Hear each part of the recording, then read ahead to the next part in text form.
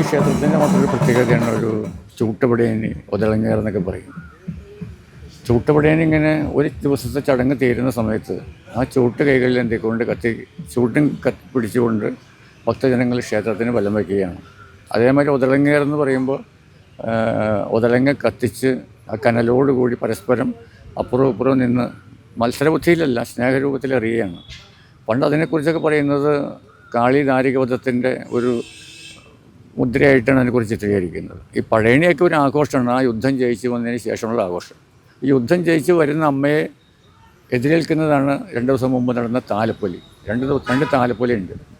അന്ന് ഇവിടെ ഉള്ള മുഴുവൻ ഭക്തജനങ്ങൾ താലത്തോടുകൂടി അമ്മയെ എതിരേൽക്കുകയാണ്.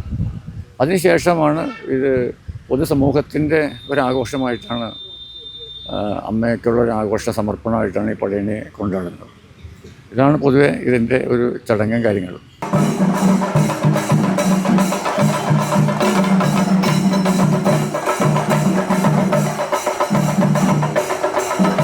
ഇത് തൃക്കോരത്തമ്മയുടെ ഉത്സവമായിട്ട് ബന്ധപ്പെട്ട് കോട്ടുപള്ളി കരയോഗത്തിൻ്റെ പടയണുമായിട്ട് ബന്ധപ്പെട്ടാണ് ഈ ഭീമൻ്റെ ഉരു എഴുന്നള്ളിക്കുന്നത്. ഭീമൻ്റെ ഉരുവിന് ഒരു നൂറ്റാണ്ടുകളോളം പഴക്കമുള്ള ഒരു ഉരുവാണിത്. അത് കോട്ടുപള്ളി കരയോഗമാണ് ഇതിൻ്റെ ഉടമസ്ഥർ. അപ്പോൾ ഇത് ഞങ്ങൾ ഇന്നത്തെ ദിവസം പടയണി ആരംഭിക്കുന്നത് കോട്ടുപള്ളി ചെമ്മായത്തു നിന്നാണ് ആരംഭിച്ച് അവിടെ നിന്ന് വേറെ 2 രൂപങ്ങളോട് അനയിച്ച് വന്ന് ഇവിടെ, അതിന് ശേഷമാണ് ഇവിടെ നിന്ന് ഭീമൻ്റെ ഒരു എഴുന്നള്ളിച്ച് തുടങ്ങുന്നത്. ക്ഷേത്രത്തിനകത്ത് കയറി 3 വലം വച്ച് തിരികെ പുറത്ത് ഇറങ്ങുന്നു. ഇതിൻ്റെ ഒരു ഐതിഹ്യം എന്താ സംഭവം? ഇങ്ങനൊരു പടയണി എന്നുള്ള രൂപം വരാനും ഈ ഇവിടുത്തെ ദേവിയുടെ മുമ്പിൽ ഇങ്ങനെ അവതരിപ്പിക്കാനുള്ള കാരണം? പടയണി എന്ന് പറഞ്ഞാൽ നമ്മുടെ കളിതാരികവധം കഴിഞ്ഞ് ദേവി വരുമ്പോൾ നമ്മുടെ ഗ്രാമവാസികളുടെ ആഘോഷത്തോടുകൂടി ദേവി വരവേൽക്കാനാണ് പടയണി എന്ന് ഉദ്ദേശിക്കുന്നത്. പിന്നെ ഇതിൻ്റെ ശരിക്കും പറഞ്ഞ ചടങ്ങുകളുണ്ട്. ഈ ഉരുവിന് നൂറ്റാണ്ടുകൾ പഴക്കം. വരാപ്പുഴയെന്ന് വന്ന നമ്മുടെ പുള്ളിക്കാരൻ നമുക്ക് കയറെടുത്ത് തരും. പുള്ളിക്കാരൻ ശരിക്കും വശം കറുത്തമാർ. കാരണം ഇതേമാരത്തെ 3 ഉരുക്കിലാണ് പണ്ട് ഉണ്ടാക്കിയിരുന്നത്. ഇപ്പോൾ 2 നശിച്ചു. ഒരെണ്ണം വരാപ്പുഴ ഉള്ളതും ഒരെണ്ണം ചേർത്തലായിരുന്നു. ഇതേ കൂട്ടുള്ള വരാപ്പുഴക്കാർ സമർപ്പിച്ചാണ് ദേവിക്ക്. അതിൻ്റെയാണ് ഇത്. അപ്പോൾ വരാപ്പുഴക്കാർക്കാണ് അതിൻ്റെ അവകാശം. അവർ വന്ന് എടുത്ത് തരും. ഇപ്പോൾ വൈകിട്ട് കളിതാരികോധം കഴിഞ്ഞ് നമ്മൾ ഗ്രാമവാസികൾ ആഘോഷിക്കുകയാണ് പടയണി എന്ന് ഉദ്ദേശിക്കുന്നത്. ഈ ഇവിടുത്തെ ദേവി ആണ് പ്രതിഷ്ഠ? ദേവിയാണ് പ്രതിഷ്ഠ. ഏത് രൂപത്തിലാണ്? ദേവി അർദ്ധനാരീശ്വരി രൂപത്തിലാണ് ഇവിടുത്തെ പ്രതിഷ്ഠ. ശിവചൈതന്യം ഉണ്ട്. ശിവലിംഗത്തിൽ ദേവി ചൈതന്യം. എത്ര വർഷങ്ങളായിരിക്കും ഈ ഒരു അമ്പലത്തിന്റെ പഴക്കം? 800 വർഷത്തോളം പഴക്കമുണ്ട്. 800 വർഷം പഴക്കമുണ്ട്. അപ്പോൾ ഇതിൻ്റെ ഉള്ളിലത്തെ പണികളും കാര്യങ്ങളൊക്കെ അത്രയും വർഷങ്ങൾ പഴക്കം ഉണ്ട്? അതോ പുതിയതായിട്ട് നിർമ്മിക്കാൻ കാലോചിതമായിട്ട് ചെറുതെങ്കിലും പണികളും കാര്യങ്ങളും നടത്തി മുന്നോട്ടേക്ക് പോകുന്നു. ഇപ്പം അങ്ങനെ അല്ലാണ്ട് മൊത്തമായിട്ടൊരു പുതുക്കി പണികളൊന്നും നടന്നിട്ടില്ല. അങ്ങനെയുള്ള ഇതിനെ ഉപയോഗിച്ചിരിക്കണം, അതായത് ഈ പടയണിക്ക് ഉപയോഗിച്ചിരിക്കുന്ന മരം അങ്ങനെ എന്തെങ്കിലും ഡീറ്റെയിൽഡ് ആയിട്ട് അറിയാമോ? തേക്കല്ലേ? പഴയ അലിഞ്ഞാണ്. പിന്നെ ഇപ്പം പഴയ പാവ് നരകതാണെന്ന് കൃത്യമായിട്ട് പറയാനായിട്ട് നമുക്കറിയില്ല. കാരണം 100-ലധികം വർഷം കാരണന്മാര് ഇപ്പൊ മോഡിഫൈ ചെയ്ത് ഇപ്പൊ ഇങ്ങനെ വന്ന് കൊണ്ടു കിടക്കണു. നമ്മള് സംരക്ഷിച്ച് പോരുവാണ്. ഇതിപ്പോൾ കരയോഗത്തിൻ്റെ ഇതിനോടൊപ്പം ഉണ്ടായിരുന്നെല്ലാം 2 നശിപ്പിച്ചിട്ട് പോയി. വരാപ്പുഴ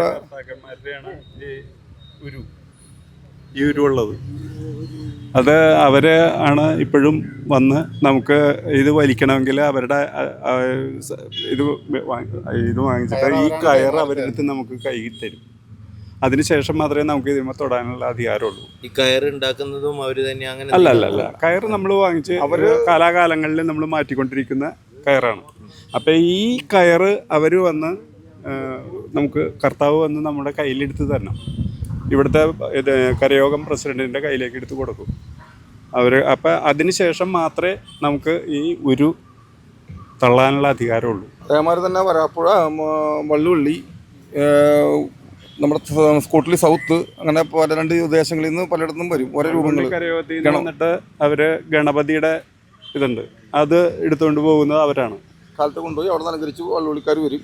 പിന്നെ കോട്ടുപള്ളി സൗത്തിൻ്റെ കൊടവക്കാടുന്ന് കുടുംബികൾ വരും. അവര് കുടുംബി സമുദായം അവർ വരും. അവർ വരുന്നത് നമ്മുടെ ഉരുവാണ് അർജുനൻ. ആ അർജുനനെ കൊണ്ടുവരുന്നത് അവരാണ്. ഇതുപോലെ എത്ര പടയണികൾ ഇവിടെ? ഇവിടെ 2 ഇന്നലെ ഉണ്ടായിരുന്നു, ഇന്നുമുണ്ട്. അതായത് ഇവിടെ ചേരുവാരമാണ്. കാരണം 2 കരയോഗങ്ങളാണ്, കോട്ടുപള്ളി കരയോഗവും കൈതാരം കരയോഗവുമാണ് ഇവിടുത്തെ ഉത്സവം നടത്തുന്നത്. ഈ അമ്പലത്തിൻ്റെ അധികാരികൾ NSS ആണ്.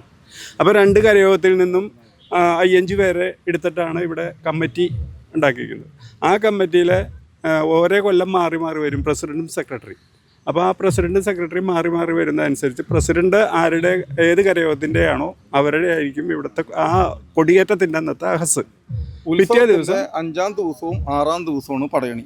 പടയണി ഇവിടെ ആദ്യത്തെ 1-ാം ദിവസവും 2-ാം ദിവസമുള്ള ഒരു പ്രത്യേകമുള്ള ചടങ്ങാണ് ഒതളങ്ങേറ്. ഒതളങ്ങ കത്തിച്ച് 2 ഭാഗത്തുമായിട്ട് കൂട്ടിയിട്ട് അന്യോന്യം എറിയും. അത് വേറെ അമ്പലങ്ങളിലൊന്നുമില്ല. ഇവിടെ ആദ്യത്തെ 2 ദിവസങ്ങളിലുള്ള ചടങ്ങാണത്. പിന്നെ 5-6 ദിവസങ്ങളിൽ പടയണി. 7-ാം ദിവസം വലിയ വിളക്ക്, 8-ാം ദിവസം ആറാട്ട്. പിന്നെ ദിവസവും ഈ ഒതളങ്ങ റിയലിന്റെ ഒരു അതായത് ഈ യുദ്ധം കഴിഞ്ഞ് വരുന്ന വലിയ ഈ ഭൂതഗണങ്ങൾ ആഹ്ലാദത്തോടുകൂടി അത് വരവേൽക്കുന്ന ഒരു ഭൂതഗണങ്ങൾ ആഹ്ലാദിക്കണേണ് ആ പടയണിയുടെ ഒന്ന് ഒതളങ്ങേറ്. പൊതലങ്കേറുണ്ട്.